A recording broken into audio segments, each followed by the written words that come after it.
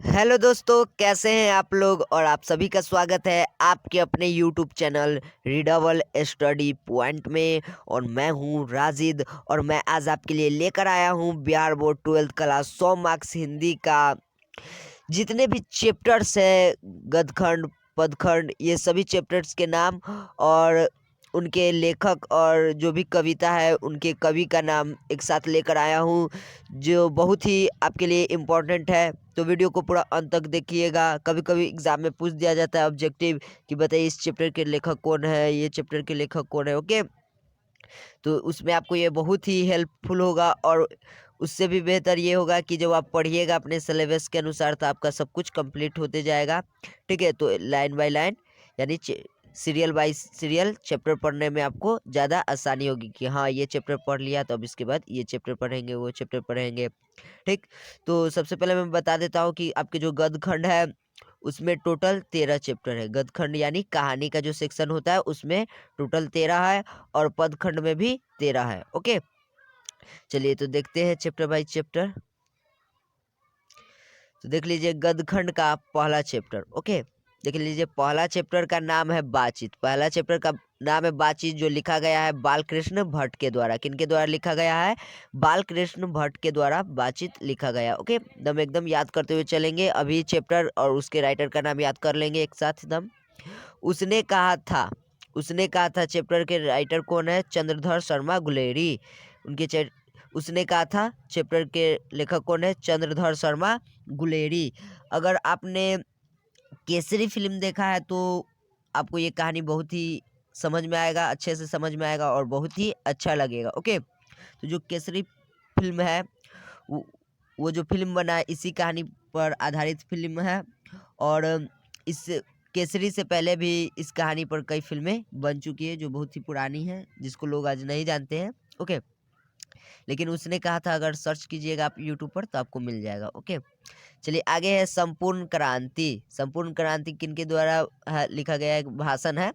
जयप्रकाश नारायण के द्वारा। ओके, जयप्रकाश नारायण भाषण दिए थे संपूर्ण क्रांति के लिए, तो वही उनका उनकी भाषण में जो भी मुख्य तथ्य था तो उनको लिख दिया गया है। ओके, चलिए आगे है अगला चैप्टर है 4 नंबर अर्धनारीश्वर।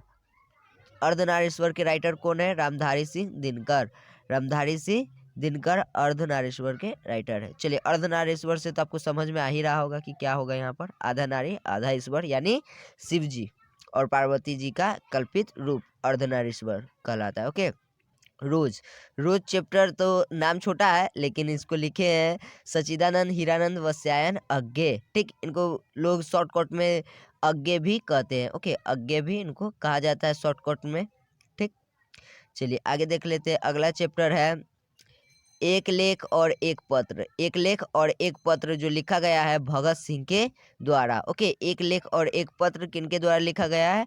भगत सिंह के द्वारा लिखा गया है। इसमें उन्होंने विद्यार्थियों को राजनीतिक पढ़ने के लिए, राजनीतिक में उतरने के लिए प्रोत्साहित किया है। ओके, अगला है ओ सदा नीरा। ओ सदा नीरा। ओके, देखिए यहाँ पर एक क्वेश्चन आप लोग को देता हूँ, आप लोग कमेंट में इसका आंसर बताइएगा कि सदा नीरा किस नदी को कहा जाता है। ओके, आप सभी को पता होगा अगर आप बिहार से बिलोंग करते हैं या अदर भी किसी भी स्टेट से, तो भारत का तो पढ़ना ही है नदियों का पुराना नाम। तो सदा नीरा किस नदी को कहा जाता है कमेंट में बताइएगा। ओके, और ओ सदा नीरा लिखे हैं जगदीश चंद्र माथुर। कौन लिखे हैं? जगदीश चंद्र माथुर लिखे हैं।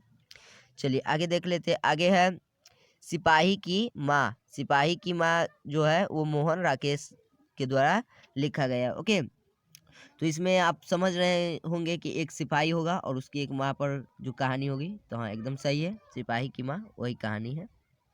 चलिए आगे है, एकदम ध्यान देते चलेंगे। प्रगीत और समाज। प्रगीत और समाज ये लिखे हैं नामवर सिंह। ओके, प्रगीत और समाज नामवर सिंह लिखे हैं। और चलिए आते हैं बहुत ही दर्दनाक कहानी जूठन, जो बहुत ही दिल को भावुक कर देता है। और ये लिखा गया है ओम प्रकाश वाल्मीकि के द्वारा। ओके, ओम प्रकाश वाल्मीकि के द्वारा जूठन चैप्टर लिखा गया है। चलिए आगे देखते हैं। आगे है हंसते हुए मेरा अकेलापन। हंसते हुए मेरा अकेलापन जो मलेज के द्वारा लिखा गया है। ओके, हंसते हुए मेरापन अकेलापन, ये मल्लेश के द्वारा लिखा गया है। आगे है तिरिच, तिरिच ये भी बहुत अच्छा कहानी है और ये लिखा गया है उदय प्रकाश के द्वारा। ओके, उदय प्रकाश के द्वारा लिखा गया है। ठीक, चलिए, और आपका गदखंड का लास्ट चैप्टर है शिक्षा, जो लिखा गया है जे कृष्णमूर्ति यानी जद्दू कृष्णमूर्ति के द्वारा लिखा गया है। ओके, तो ये टोटल 13 चैप्टर है आपके गदखंड में। ओके, चलिए अब पदखंड पढ़ते हैं। ओके, पदखंड भी बहुत ही इंटरेस्टिंग है, चलिए देखते चलते हैं।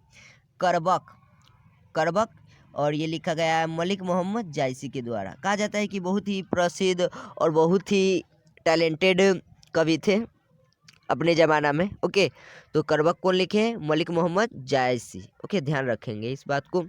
पद, देखिए पहला जो पद है वो सूरदास के द्वारा लिखा गया है। ओके, लेकिन तीसरा चैप्टर में जो पद है वो आपके तुलसीदास के द्वारा लिखा गया है, तो ये ध्यान रखेंगे।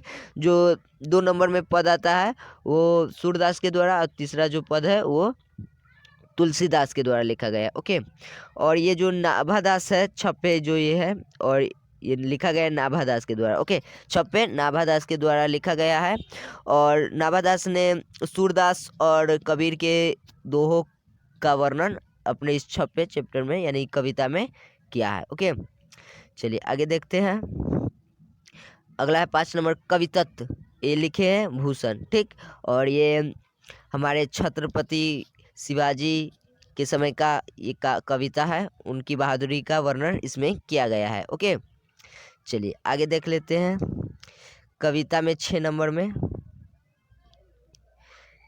तुमुल कोलाहल कलह में, तुमुल कोलाहल कलह में जो लिखा गया है जयशंकर प्रसाद के द्वारा। ओके, ध्यान रखेंगे कि तुमुल कोलाहल कलह में किनके द्वारा लिखा गया है? तो जयशंकर प्रसाद के द्वारा। ओके, एक जय प्रकाश नारायण है और एक जयशंकर प्रसाद है, तो सब गड़बड़ी कर देता है हर बार में टिक मारने में। ओके, तो ध्यान रखेंगे इस बात को।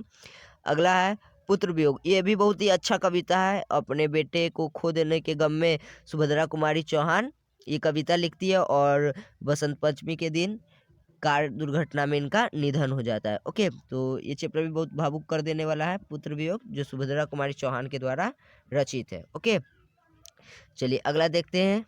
अगला है उषा, उषा लिखा गया है शमशेर बहादुर सिंह के द्वारा। ठीक, चलिए उषा का मतलब तो अब नहीं आप समझ रहे होंगे, तो उषा होता है जो सुबह अंधेरा को काटते हुए जो सूर्य निकलता है और सुबह की पहली किरण कहलाती है, उसी समय को उषा कहते हैं। ओके, चलिए आगे देख लेते हैं। आगे है जन जन का चेहरा एक, जन जन का चेहरा एक लिखे हैं गजानन माधव मुक्ति बोध। ओके, जन जन का चेहरा एक गजानन माधव मुक्ति बोध।